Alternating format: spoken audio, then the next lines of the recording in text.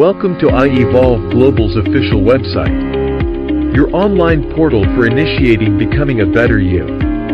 Our website features several services geared towards evolving into that person you dream of through coaching, mentorship, counseling, speaking engagements, and much more. Our website boasts a change corner with quotes, verses, tips, and tricks to get you through that rough patch, in addition to our self-help corner, which gives you all the tools, resources, and statistics about mental health and the process of change. Our website aims to get you engaged. It's filled with the resources you need to become a better you. And if ever you need to talk, contact us. Our team of experts are waiting to assist you. Welcome to iEvolve, the roadmap to a better me.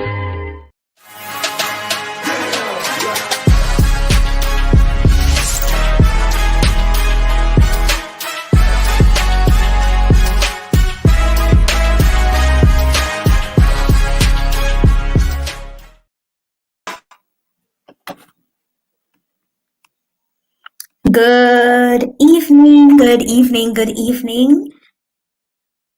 Can you confirm if you're hearing me clearly? Hi, Renee. I'm seeing Renee in the chat. Welcome, Renee.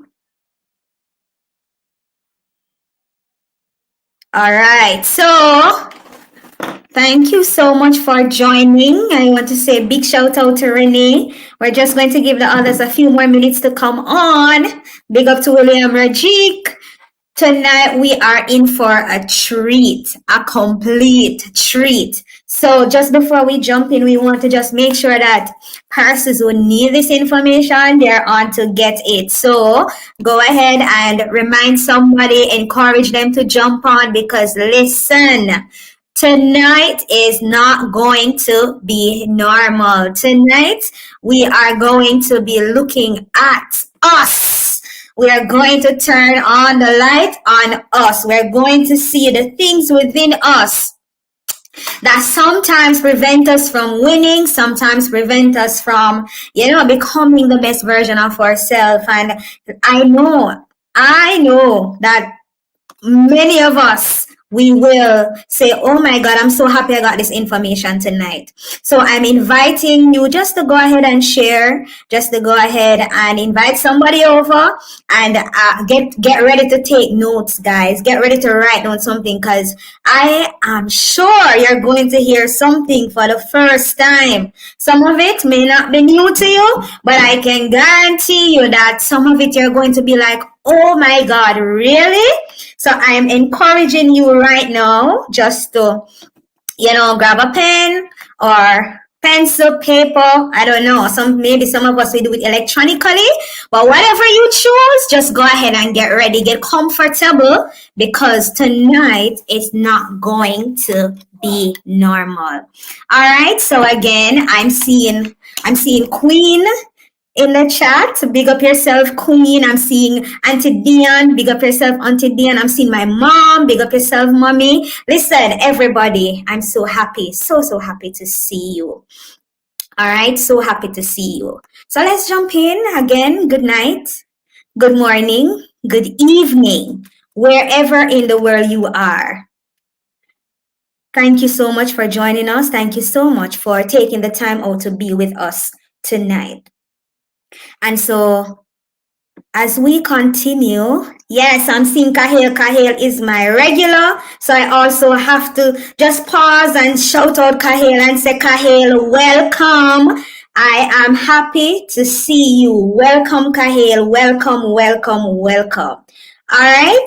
So I'm Sharika Anderson, and I am the CEO and founder for iEvolve Global. And this is one of our initiatives where we take time out to have conversations surrounding winning, because one of our mandates at iEvolve is to help people to evolve and become better versions of themselves. And so tonight we are going to be looking inward. As I said before, we are going to be looking at me. Can somebody say that? Looking at me. Just type that in the chat. Just type that in the chat. Looking at me. I'm going to be looking at me. I'm going to be looking at me. That's what we're going to be doing tonight. Now, the truth is, the last time we were here, we looked at different factors and we spoke about different things that prevent us from winning the year. We looked on factors that keep us from becoming successful. Now, this week, this time around, we want to talk about other factors. The truth is, we are almost at the end of the first quarter, and already we are feeling like it's last year. We are feeling like this year seemed like last year. You get me? We are seeing some of the same patterns. We are seeing some of the same cycles. And for some of us, we're saying, but no, man, this cannot be. This cannot be. And can we be real tonight and say sometimes we look on the neighbor, and sometimes we look on the boss, and sometimes we look on other family members, and we look all around us and we blame everybody else, but we don't look at us. We don't pause to see if there are some factors within us that can be affecting us. But because I love you, and I know you love me too, I have to tell you the truth. I have to tell you the truth. I have to bring to our attention tonight that sometimes the real enemy is you.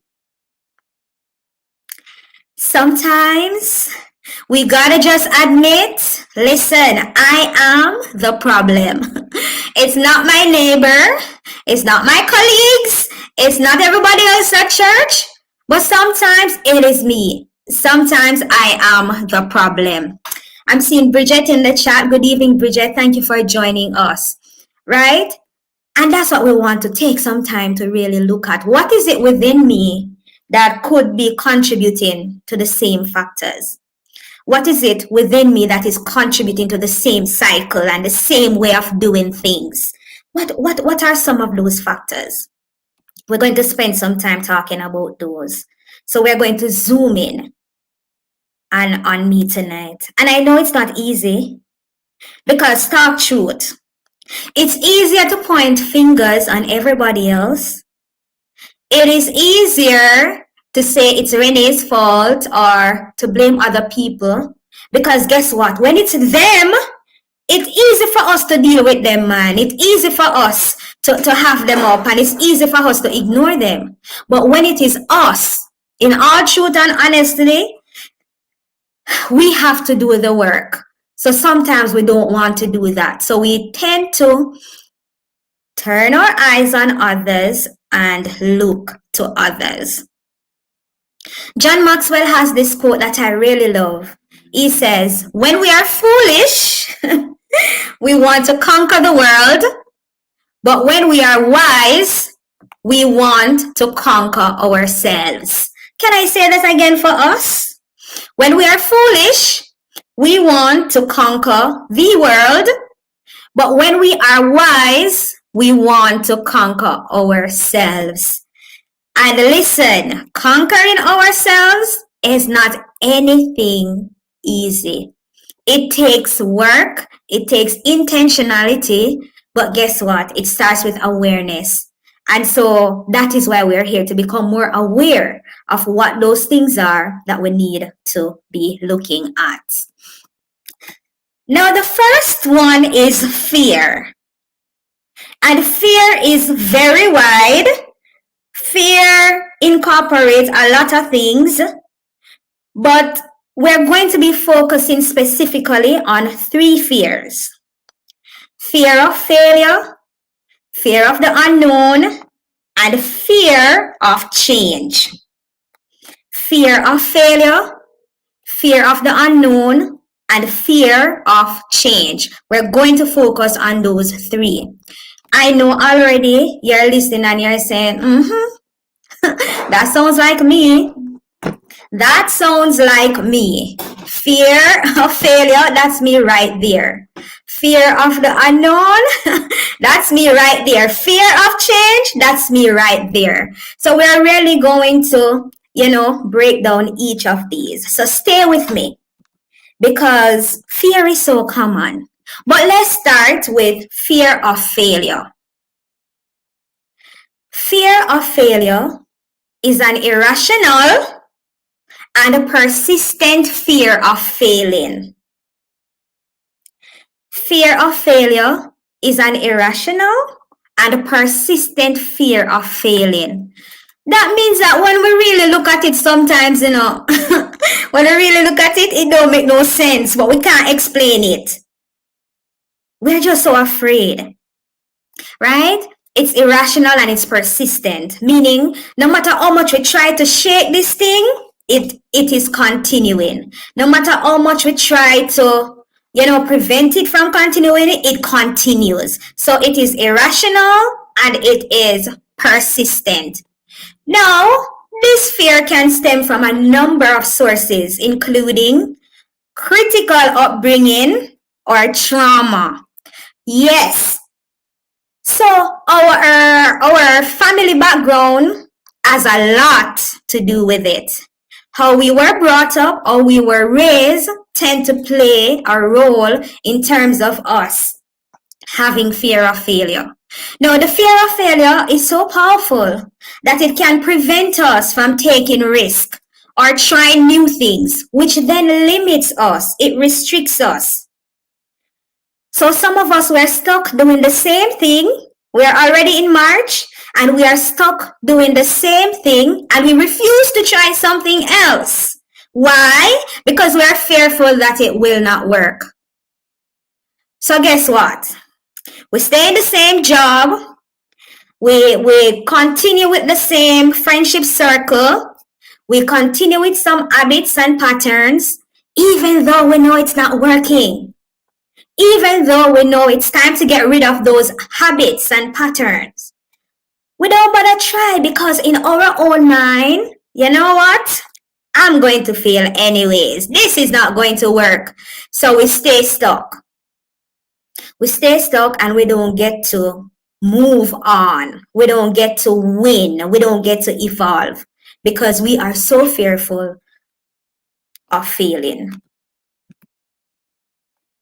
But I really love this quote. And it says, you miss 100% of the shots you do not take. Let me read that again for us. You miss 100% of the shots that you do not take. Did you hear what I just said? 100% of the shots that you do not take, you miss them.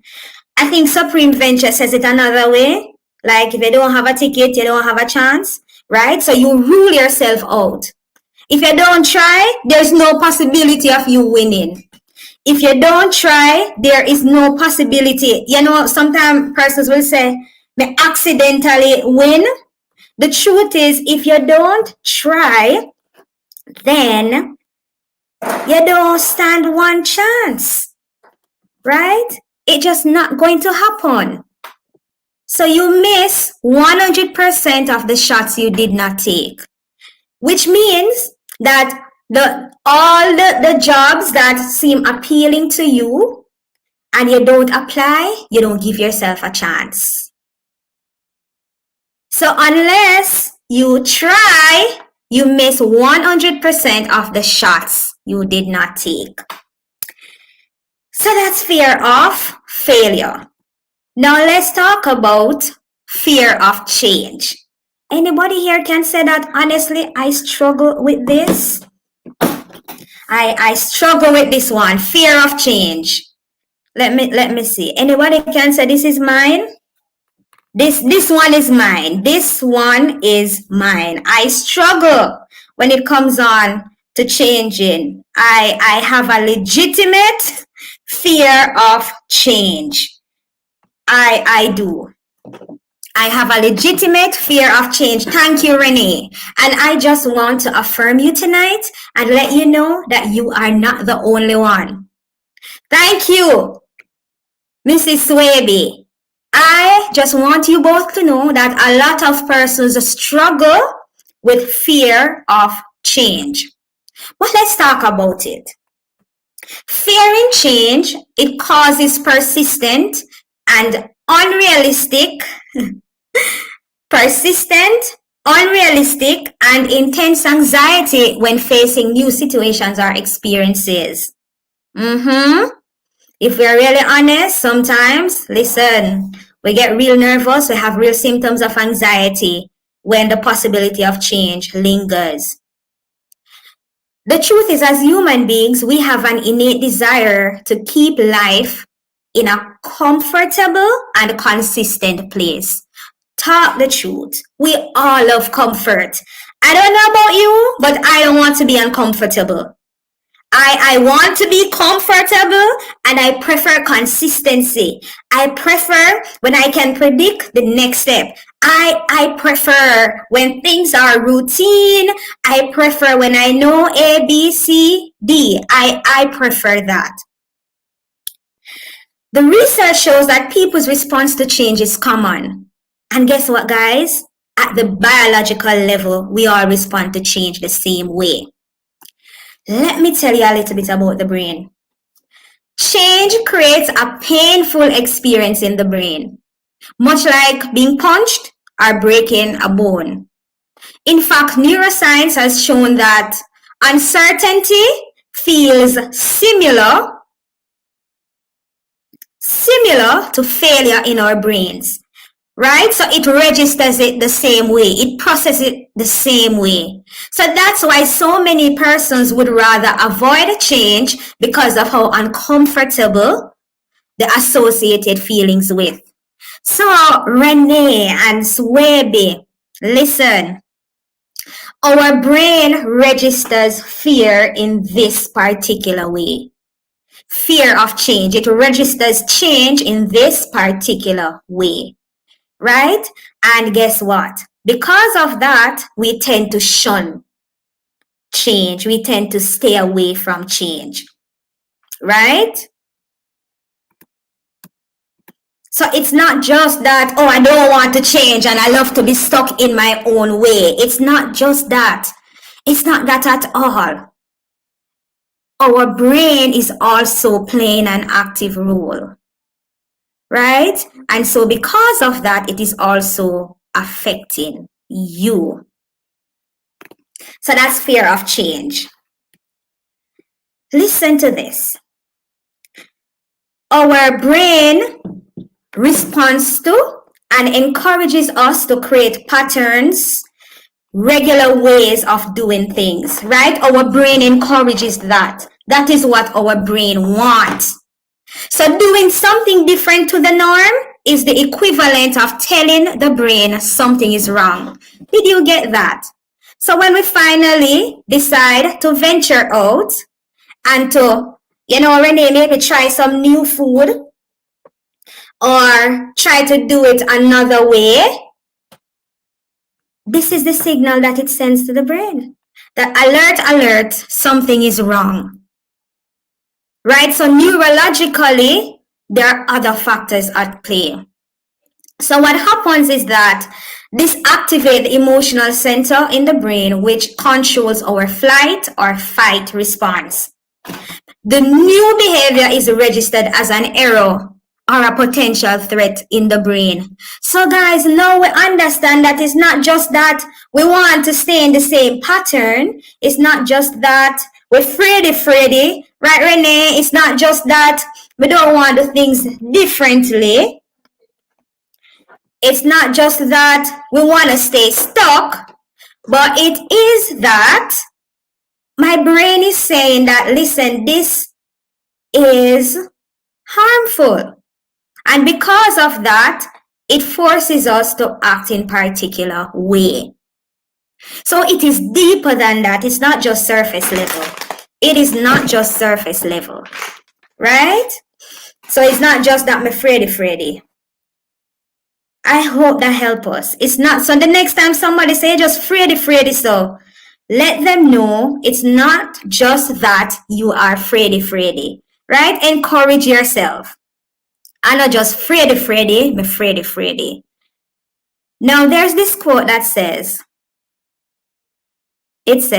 nothing happens until the pain of remaining the same outweighs the pain of change.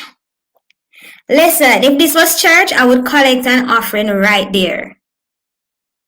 Nothing happens until the pain of remaining the same outweighs the pain of change.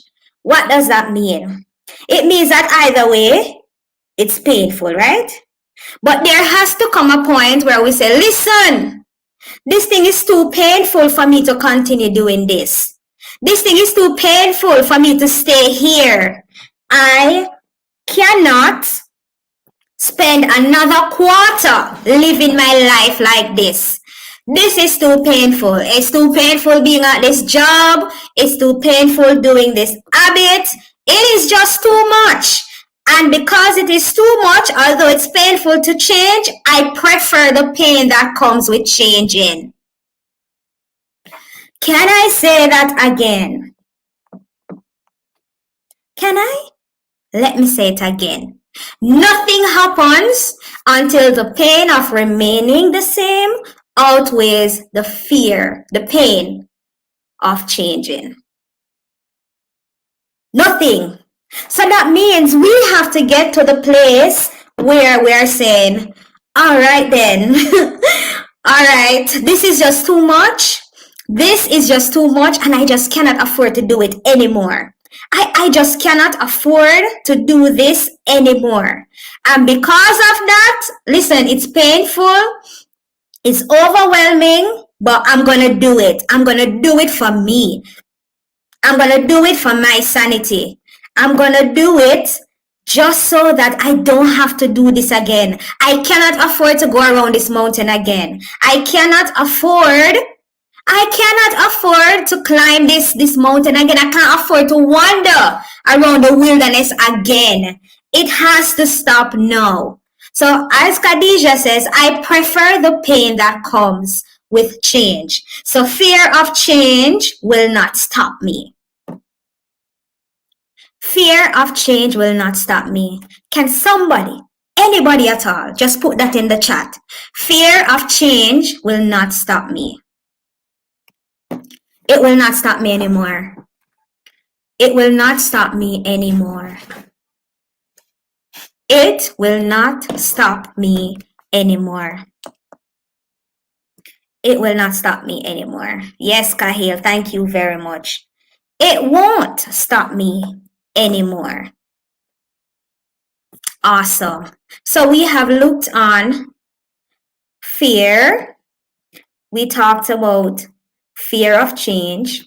We talked about fear of failure. Now we're going to talk about fear of the unknown.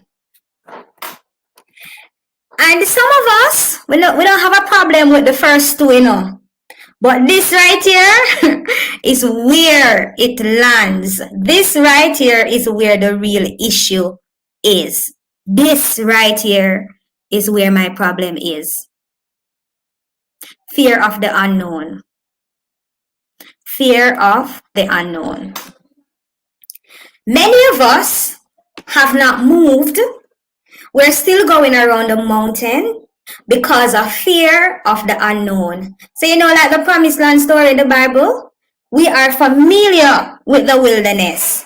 We are familiar with the rough life in the wilderness. We are not so sure of what is in the promised land. So guess what? We are fearful about going over there. We don't know what will happen over there, and because of that, we are fearful. So many of us, we are dealing with fear of the unknown. But can I tell somebody that you will not know what's in the promised land if you stay in the wilderness? There's no way of having both. Fear of the unknown is an intense fear of uncertain or unknown situation. Right? So it's not just change now we know. It's more than change, because sometimes with change, we know what is the likely outcome. But with the fear of the unknown, we're not so sure what's going to happen. And the uncertainty is crippling. Fear of the unknown is the tendency to be afraid when you have no information or too little information about something that you face. Now again, I want us to know that it is human nature to fear the unknown. It's a part of our makeup. Our brains are wired to like to be in control and to know what's happening and when it is happening.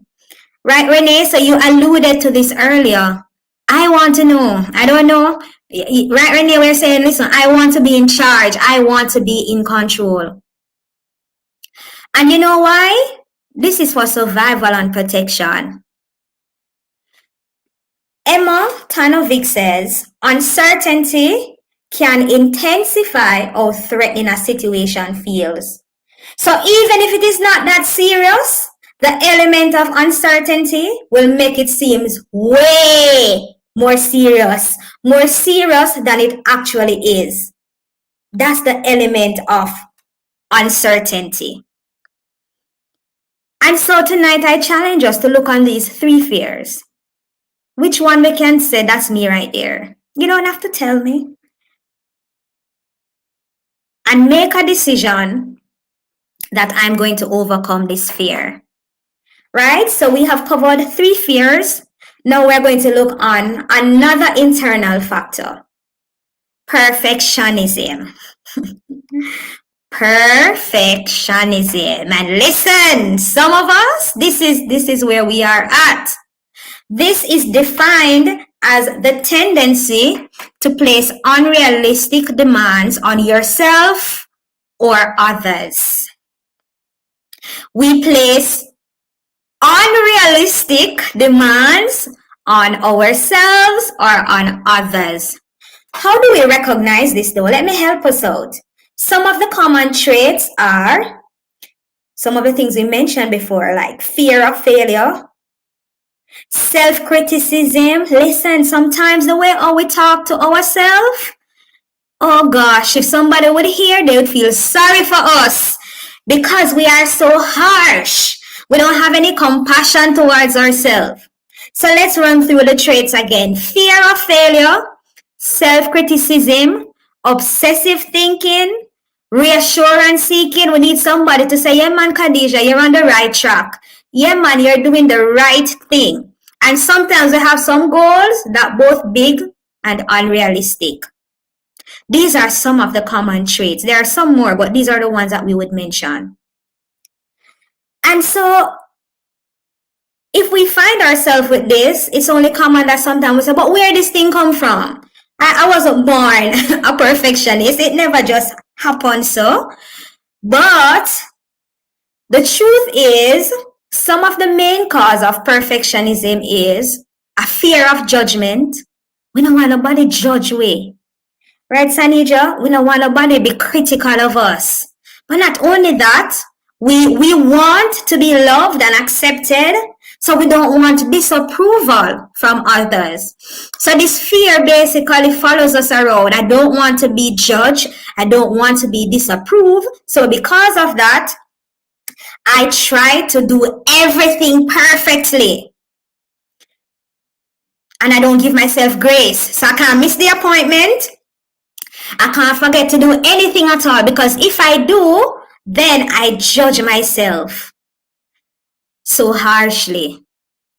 And the truth is, Khadija, that's where a lot of us start. The goal is unrealistic to begin with, which means that there's no way we're going to achieve it. And then when we don't achieve it, we beat up ourselves. It was unrealistic. It was unrealistic. Right? So we have to revisit our goals because our perfectionistic tendencies kicks in. So it happens sometimes because we don't want to disappoint others. We don't want their disapproval. We don't want them to judge us. Also, our early childhood experiences also contribute to this, such as having parents with unrealistically high expectation. So they're expecting us to become the lawyer and the doctor, and they're expecting us to become civil engineer, when the truth is we don't have the capacity for that. So that is also an issue. Our early upbringing causes us to be perfectionistic. But now, in addition to that, the reverse is also true, because we, in our maybe our early years or earlier, we didn't perform so well, and other persons would have used it against us harshly. We decided to do the opposite. So, all right, I am going to go above and beyond. I am going to excel at all costs. It's 100% in every subject, because when I was younger, I used to get 20, I used to get 30, but now it's only 100%. So 95% is not good enough. But this can be crippling. If we're really honest, this can be crippling. And it can prevent us from moving forward in life. It can prevent us from making the changes that we need to make, because everything has to be 101. And if it is not 101, we are depressed, we have an emotional meltdown, and it doesn't help us. All right. So, good evening, Mrs. Smith-Whitaker. Good evening, those who joined us a little bit late. We are talking about the internal factors that prevent us from winning, right? We are saying tonight that we're acknowledging that sometimes it's not everybody else's fault, but it is my fault sometimes. We're acknowledging that there are things within me that prevent me from advancing. So we have discussed 3 fears. Fear of change, fear of failure, fear of the unknown, and we just spoke about perfectionism. Now we are at number 5, and that is procrastination. Now this word right here, this one right here, procrastination is a big one. Can I just tell us it's not that we're lazy? And it's not that we love the last minute thing. It's not that, we just want to do it last minute anyways. Procrastination is real. And some of us tonight, this is our area of struggle. We're not struggling so much with fear. We're not struggling so much with being a perfectionist. But some of us, our real struggle is procrastination. Procrastination is the act of unnecessarily and voluntarily delaying or postponing something despite knowing that there will be negative consequences for doing so. So listen, we know that if we don't start the report 1 week ahead, we know that what's going to happen, the consequence is I'm going to have to stay up all night to do it. So we know that it has negative consequences, but somehow we still always postpone it. But can I help us out tonight? Can I just help us out and, just establish that for some of us, it's not that we're lazy. For some of us, it's not that we just love last minute. It's more than that. Procrastination isn't a unique character flaw, nor a mysterious curse on your ability to manage time. Can I say that again? It's not a mysterious curse on your ability to manage time. Talk truth. When it comes on to everything else, sometimes it seems like you're on top of things, not true? But then when it comes on to doing the reports, let me talk about me. When it comes on to doing that monthly report, one of them, somehow it seems that my time management skills not on point. But I'm helping us out tonight because it's not about ability to manage time. That's not it. We manage our time quite well when we need to visit 101 person and watch movie and keep up with our series, right? So that's not it. Procrastination is a way of coping with challenging emotions and negative moods induced by certain tasks. Let me say that again.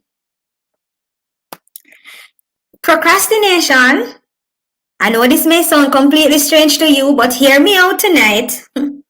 It is a way of coping with challenging emotions and negative moods induced by certain tasks. For example, the task may bring boredom, it may cause you to feel bored. The task may bring anxiety, it may bring insecurity, it may bring frustration, it may bring resentment, self-doubt, and beyond. And because we don't want to deal with all of that, because we don't want to deal with all of that, we just do something else. Talk the truth. Have you ever procrastinated when you want to watch a movie? Talk the truth. No, because procrastination, it is a way of coping with challenging emotions. So instead of doing the report, I'm using report because I'm also talking about me tonight. Because of doing the report, instead of doing the report, I'm going to do something else that I enjoy more. Not true? Because when you're doing something else, it's like, sometimes it's less of two evil. So I don't want to do the report, so maybe I'm going to read a book. But either way, procrastination is a coping mechanism. Let me help us out tonight. I'm helping myself too. It's a coping mechanism. Never look at it like that. Not true. Let's continue. Dr. Tim says, procrastination is an emotion regulation problem. It is not time management problem. I could just dance right there. Because some of us, we really have been trying to manage our time better. But it is not that we have not been managing our time. It's just that we have not been paying attention to the emotion that is tied to the task. So we're not regulating those emotions. Instead, we are focusing on the task. Thank you, Renee. So put simply, procrastination is about being more focused on the immediate urgency of managing the negative mood or emotions than getting on with the task. So when we're faced with the task, we also need to pay attention to what emotion do I feel when I have to do this task. Think about it. What do you normally procrastinate with? You don't have to type it. I can talk. Yes, Pastor Spence, Bishop Spence, we're killing fear tonight. With procrastination, I procrastinate with my report all the time. I have multiple reports to do. Let me just say that so nobody assume which one it is. Right? That's me. I'm guilty. Now, here's the thing. The particular nature of our aversion depends on two things. One, it can depend on the given task or situation, right? So it may be due to something inherently unpleasant about the task itself. So for example, having to clean a dirty bathroom or having to organize a long, boring spreadsheet for your boss. Or in my case, you see, I'm just so honest and open. In my case, it may be doing laundry or completing my monthly report. So it's something with the task that turned me off, right? So to sit down and to tally the figures, that kind of turned me off. So it can be task specific. But it might also result from deeper feelings related to the task, such as self-doubt, low self-esteem, anxiety, or insecurity. Now, again, let me go back to the report. And when I thought about it, I realized the report, in my opinion, again, please don't assume you know which report I'm talking. In my opinion, the report doesn't make sense. It's not capturing what it should be capturing. So because of that, my attitude towards doing the report is now positive. So every time I'm to do the report, I have to deal with these emotions that comes with doing a report that don't make sense. So what I do, so I don't have to face these emotions, I do something else. I make a call. I do something else. I find something else to do. And before you know it, the report is due tomorrow and I still haven't done it. Right? So I want you to think about your situation. What is it that you procrastinate about? And then think, all right, somebody said lesson plan. Think about it. What about it? What about the lesson plan?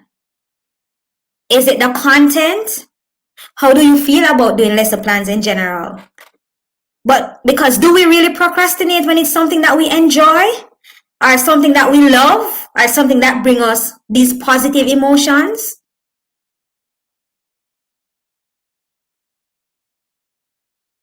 What about it? Or when doing lesson plan, does it remind you of something? Think about it. So you may find yourself using the same example, staring at a blank document, right? As we talk about the emotions that comes with it. You're staring at the blank document and you might be thinking, I'm not smart enough to do this. Even if I am, what will people think of me? Writing is so hard. What if I do a bad job? And all of these thoughts are going through our mind. And of course, from the thoughts come the emotions. So without even realizing it, what we did is we put the document aside and we go watch a movie. Because somehow we think that watching the movie is better. It's going to help me to de-stress than sitting down writing a lesson plan. You know, it's going to make me laugh than doing something that I don't enjoy doing anyway. So guess what? We experience momentary relief when we procrastinate. And that actually makes the cycle continue. So in this moment, I'm not doing my report, I'm watching a movie. It's making me laugh. So guess what? Guess what? I have been rewarded for not doing it. So in the immediate present, putting off the task provides a relief. And you have been rewarded for procrastinating. Because when you're procrastinating, as you said, Renee, you don't do the report or you don't do the lesson plan or you don't do whatever, but you're watching a movie and that movie is bringing you positive emotion. And as psychologists, what we know from basic behaviorism is that when we are rewarded for something, we tend to do it again and again and again and again and again and again. And this is why procrastination tends not to be a one-off behavior, but it is a cycle and it becomes a habit. Because guess what? There is some reward. We eventually have to do it, you know. But in this moment, I'm not sitting down doing this boring task that that I don't enjoy anyway. So right now, I'm doing something that is better. Will follow? That make any sense to anybody? Because it made sense to me. Now I understand that it's not just about not wanting to do the report, but it's the thoughts that comes with having to do that report. The thing, Renee, is that when it's last minute and it's crunch time, we have to get it done. So although it may feel overwhelming and pressuring, the reality is the deadline is tomorrow. So I have to do it. And that proves to you that it wasn't time management because you are going to do it.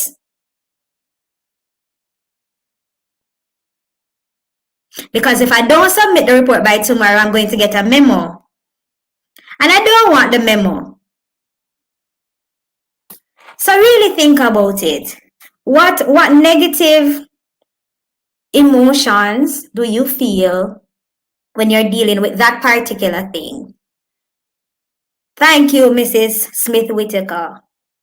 When you're doing lesson planning, it evokes certain emotion, and you have to learn to manage those emotions, because until we do that, we're going to continue to put it off and do something else that rewards us, do something else that we enjoy more, do something else that brings about less negative emotions.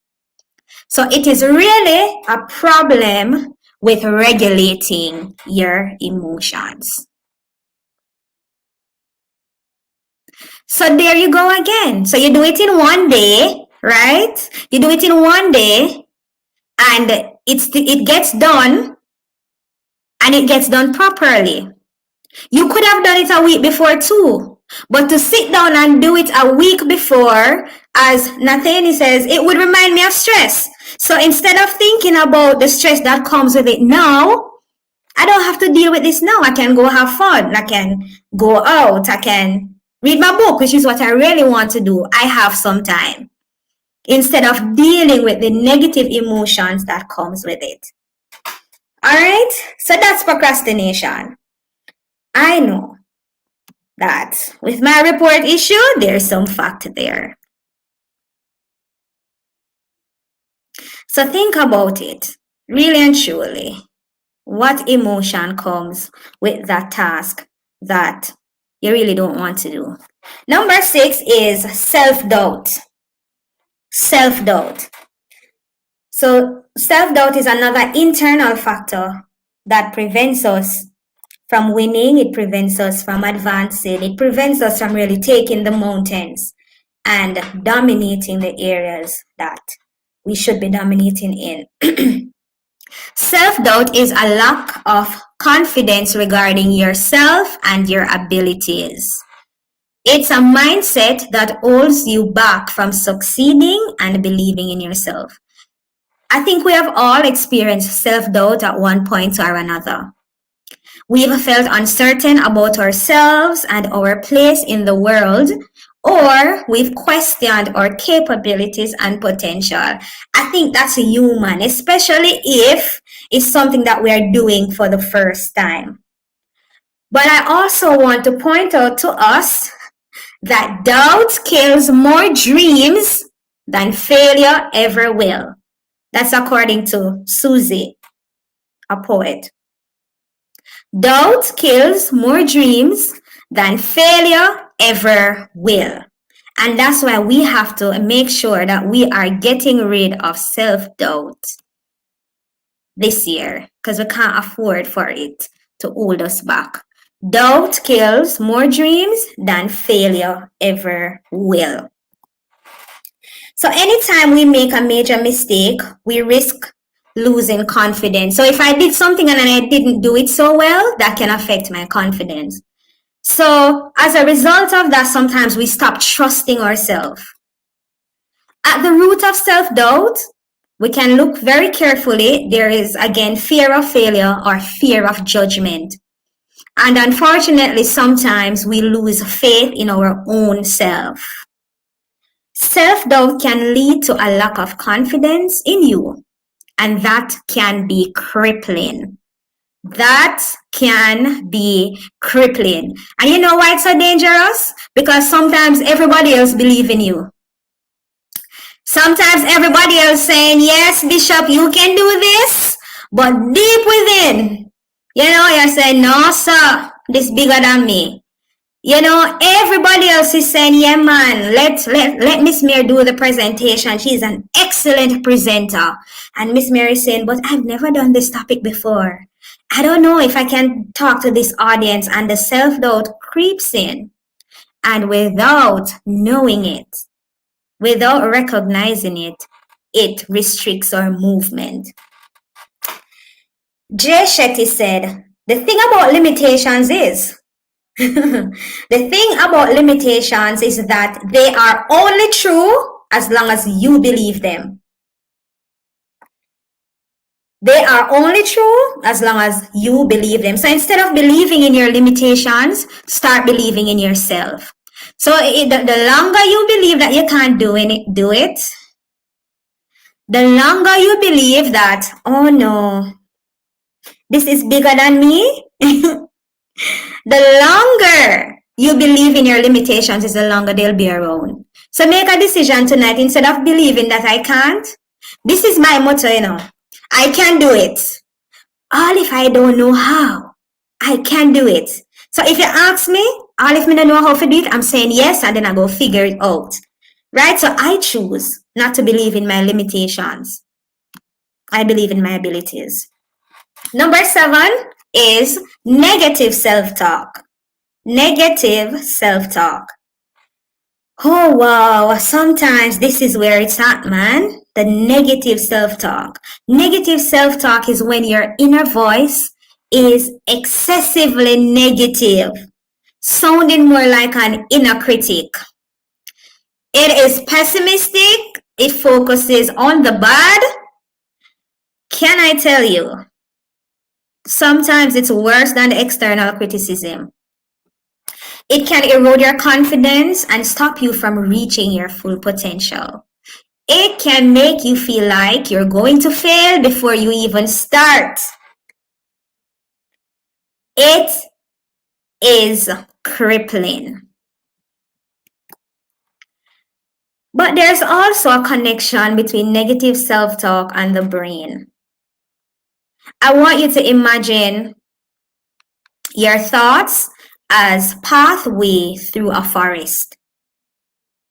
Every time we engage in negative self-talk, it's as though we are treading the same negative path over and over again. So with each repetition, the path becomes more defined, making it easier to travel the next time. Eventually, this path becomes a well-trodden road, making it the default route for our thoughts. So with repeated negative self-talk, these pathways become the go-to circuits, making negative thinking the default pattern. So because we have been doing it for so long, if we're not careful, we practice negative self-talk without even recognizing that we're doing it. So without even recognizing that I'm being negative, I'm saying something and it is just negative. Because we have been doing it for so many times before, we have constantly been doing it, it becomes our default thought process. So when we are presented with opportunity, guess what kicks in? Yes, the negative self-talk.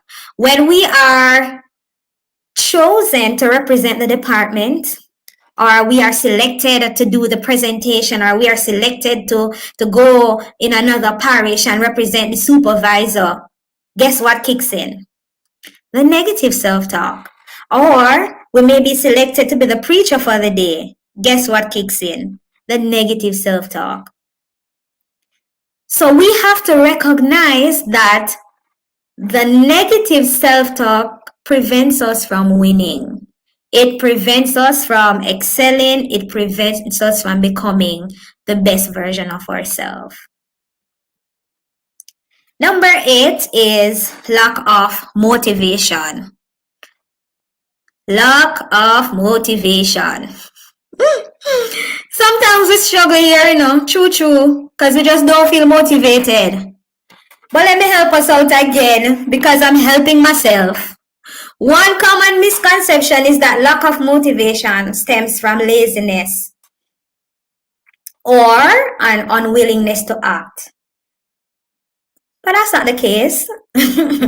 Sometimes we want to do it. Sometimes it's not that we're lazy, right? That's not it. It's just that there's no motivation. It's not that we're lazy. It's not that you are lazy. Psychology suggests a more complex narrative. Often, demotivation is a consequence of cognitive and emotional factors that impact our drive and decision-making abilities. So again, we're seeing that the brain is playing a significant role in terms of our motivation. So neurologically speaking, motivation is rooted in the brain's reward system. So it means that we need rewards to be motivated. So then we can understand why sometimes when we are not recognized at work, when we are not celebrated, when we're not commended, the brain is not recording rewards. As a result of that, sometimes our motivation wanes. Because if we are not rewarded, it's not seen as being celebrated. You are not accepted. And as a result of that, it can affect the dopamine in our brain. And dopamine is responsible for desire, determination, and perseverance. So now, when it's low, when dopamine is low, we don't have the drive. We don't have the determination, and we don't have the perseverance. So sometimes at work, this is what happens. Because others are celebrated and our hard work is not recognized. It's not mentioned. Nobody even see it. So because of that, it affects the dopamine level. And as a result, sometimes we gotta drag ourselves to work. Sometimes we gotta push ourselves to go to work. And sometimes we just don't go and make use of the days. All right, so we also want to bear in mind that motivation can also be intrinsic and it can be extrinsic. All right, the internal factors. So the internal motivation now is not necessarily somebody saying, good job, Renee, but that comes from knowing that you taught the students and they did the exam and they did well. They excelled. Right? So we have to search our different spaces for the motivation.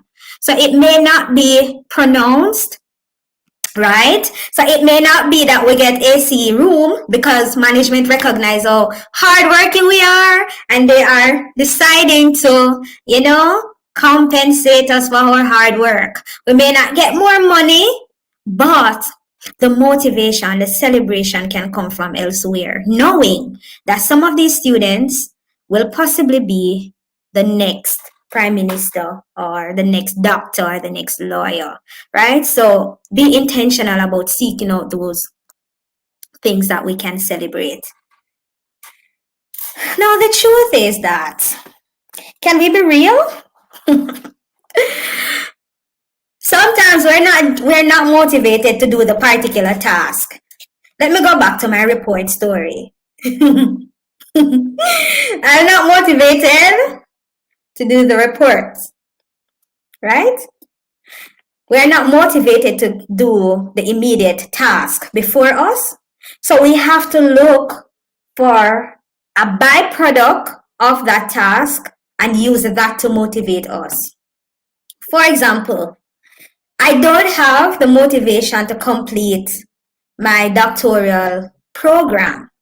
So I'm not motivated to complete the paper or the thesis. But I am motivated to get the increase that will come on my pay. So I now have to decide to focus on the byproduct as opposed to the immediate task. Because there's no motivation here. But guess what? Because I want more money, I'm going to sit down and do the paper so that I can benefit from the byproduct of completing the task. So we have to widen our scope of motivation. Sometimes it's limited to now, but expand it a little bit to see how we can gain some amount of motivation from something else, right? We're coming down. It's usually just 1 hour. We are on the 1 hour mark. So far we have covered fear, three types of fear: fear of failure, fear of unknown, fear of change, right? Then we spoke about perfectionism. Then we spoke about procrastination, which sounds completely weird and different, I know. We then talk about self-doubt, number 6. We spoke about negative self-talk, number 7. We just spoke about lack of motivation, number 8. And then number 9 is lack of self-awareness. Lack of self-awareness also prevents us from winning, from evolving, from becoming better. Lack of self-awareness, right? Which means that self-awareness is the ability to recognize and understand one's own emotions, thoughts, and behaviors, right? It's the ability to recognize and pay attention to the word self. So it's the ability to recognize and understand your own emotion, your own thought, and your own behavior. Lack of self-awareness, right, when we don't know those, can lead to a lack of understanding of our strengths and weaknesses. And sometimes we unintentionally view our vices as virtues. So our weaknesses, sometimes because we're not so aware, we view them as virtues, as things that we can hold on to, or we're ignorant of the fact that these are things that we need to change. Now, self-awareness is so important because it is through self-awareness that we will know what's a good fit and what's not. It's through self-awareness that we will be mindful of our triggers, what triggers us. It is through self-awareness that we will know, okay, I know that my perfectionistic tendency will kick in. It is through self-awareness that we will know that if I get an opportunity, the negative voices are going to start. It is through self-awareness, right? Now, once we are self-aware, we can put the necessary plans in place. So we can make sure that when the negative or critics start to speak, we call a Renee and we say, Renee, this opportunity was presented to me, but I don't feel like I can do it. And then Renee, being an excellent motivator and an excellent encourager, she's going to talk you through it. But unless you are self-aware, you won't know what to expect, right? You won't know what to expect. So the lack of self-awareness is another internal factor that prevents us from winning, from evolving, and from becoming the best version of ourselves. All right. And finally, number 10 is overthinking. Listen, some of us, we are pro at this, man. Our brains don't rest. Constantly overthinking, constantly thinking of possibilities, constantly thinking of how it's going to fail, why it's going to fail, who it's going to affect, right? We can get one good idea and come up with 101 negative things because we are so good at overthinking. But overthinking is one of the things that can affect us negatively. It can lead to analysis paralysis. So it prevents us from taking action. We spend so much time in the thinking. Expert overthinkers over here. And somebody saying, I have a master's in overthinking. And it's so tiring. Oh gosh, because sometimes you just keep going. It leads to analysis paralysis. So when it is that we should be taking action, we are busy thinking. Not only that, sometimes we get a good idea and we think about it so much. When we are finished with that good idea, we have convinced ourselves that it won't work. It won't work. So it leads to analysis paralysis. We analyze so much that we don't bother get a chance to act. These are the 10 things. that affects us, the 10 internal factors. Fear, perfectionism, procrastination, self-doubt, negative self-talk, lack of motivation, lack of self-awareness, and overthinking. I know tonight I said a mouthful, but it starts with identifying them. Now that we have talked about each and share a little bit on each of them, we're going to be looking on how to overcome them in the subsequent Winning Wednesday sessions. Because remember, we're only here for 1 hour. I value your time so much and I want to honor that. So our commitment is 1 hour. So in the subsequent sessions, we are going to pull them apart. How do I overcome each of those things? Because guess what? The first quarter is finished, but we still have 9 months that we can put in the work and make sure that our 2024 is not like 2023. So to wrap up tonight, what I want to say to us is that we're not just lazy. It's not that we just love the situation and we love wandering in the wilderness, but we have some internal factors that we have to address. It's easier to point fingers and blame everybody else. But this time I'm challenging us to look at the man or the woman in the mirror and dig deep within to find out what of these 10 factors, which is it that I have? Which ones speak to me the most? Which ones I can honestly say, yeah, man, that one is me. And I want you to start to look into it. You don't even have to wait on me to start to fix it. You can start to read, start to look at how other persons overcome it. But we are definitely going to be dealing with it in our Winning Wednesday series. So we will be back, God's willing, May 29. And we're going to start to break down. How do I overcome each of these? Listen, I recognize that the truth is I am the problem, but now what do I do? So save it from now, May 29, the last Wednesday in May, so that we can come back and we can talk some more about how do I fix me now? Now that Miss Anderson, you have said that I am the problem, and I agree with you that there are some things within me that is preventing me from doing what I want to do, and I'm the problem. You now have to help me to fix me. All right, so join us back in May and we're going to talk some more about it. As you know, we have been alternating Winning Wednesdays and Mindful Conversations. So next month, which is April, we'll be having Mindful Conversations, and in the following month will be Winning Wednesdays. So ladies and gentlemen, boys and girls, thank you so much for joining me tonight. Guess what? We can win this year. Whatever winning means to you, that can happen this year. Now, of course, it will be pointless if you do nothing with this information. Application is more important than attendance. So make sure that something that you would have learned tonight, you put it into practice.